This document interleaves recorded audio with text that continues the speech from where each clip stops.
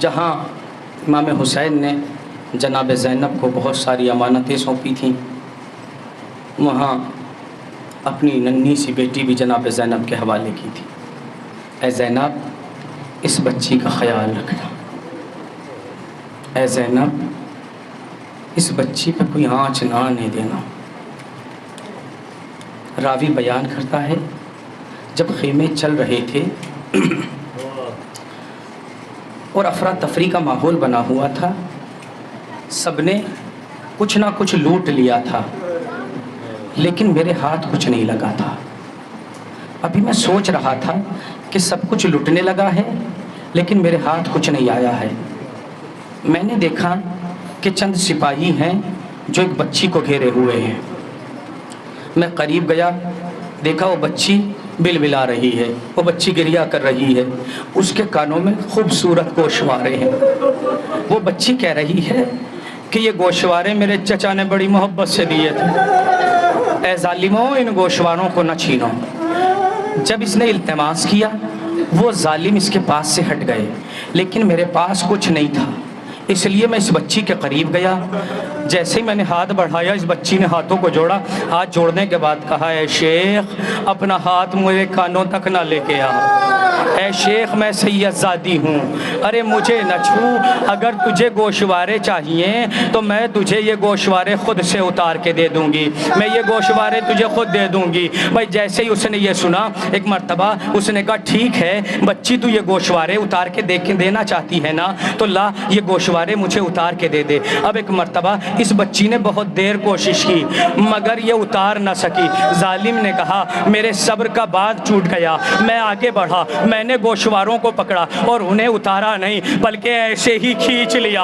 اس بچوں کی لویں پھٹ گئی، اس نے فرات کا رخ کیا، اے چچا جان سکینہ کی خبر لو، اجرکم اللہ، خدا کوئی غم نہ دے سوائے غم سید الشہداء کے۔ یہ حسین کی ننھی سی بچی 3 برس کی بچی سکینہ تھی، یہ بچی تماچے کھاتی رہی، تازیانے کھاتی رہی، مگر کبھی کسی سے شکوہ نہیں کیا۔ ارے غضب ہو گیا کہ جب یہ قافلہ یزید کے دربار میں پہنچا اور ایک بے حیا آگے بڑھا اور اس نے کہا یہ بچی کون ہے، اس بچی کو میں خریدنا چاہتا ہوں۔ ارے سکینہ اپنی پھوپھی سے لپٹ گئی، اے پھوپھی اماں کیا نبی زادیوں پر یہ وقت آ گیا ہے کہ انہیں بیچا جائے گا؟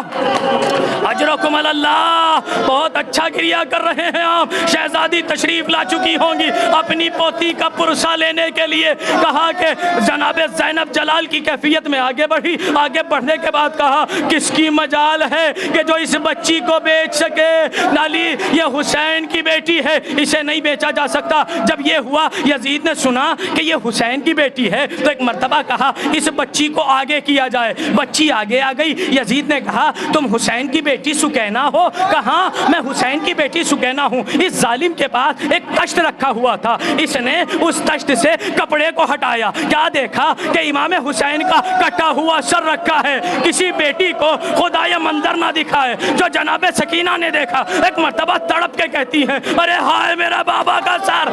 ایک مرتبہ یزید کہتا ہے خدا ان آوازوں پر رحمت نازل کرے، یزید کہتا ہے میں نے سنا ہے کہ حسین تجھ سے بڑی محبت کرتا تھا۔ کہاں مجھ سے بڑی محبت کرتا تھا؟ کہا میں تو تب جانوں کہ جب حسین کا سر تیرے پاس تک چلا آئے۔ بھائی سکینہ نے جلا ہوا دامن اٹھایا، جلا ہوا دامن اٹھانے کے بعد کہا اے میرے بابا آج باپ اور بیٹی کیا محبت کا امتحان ہو رہا ہے، اے بابا میری محبت کی لاج رکھ لینا۔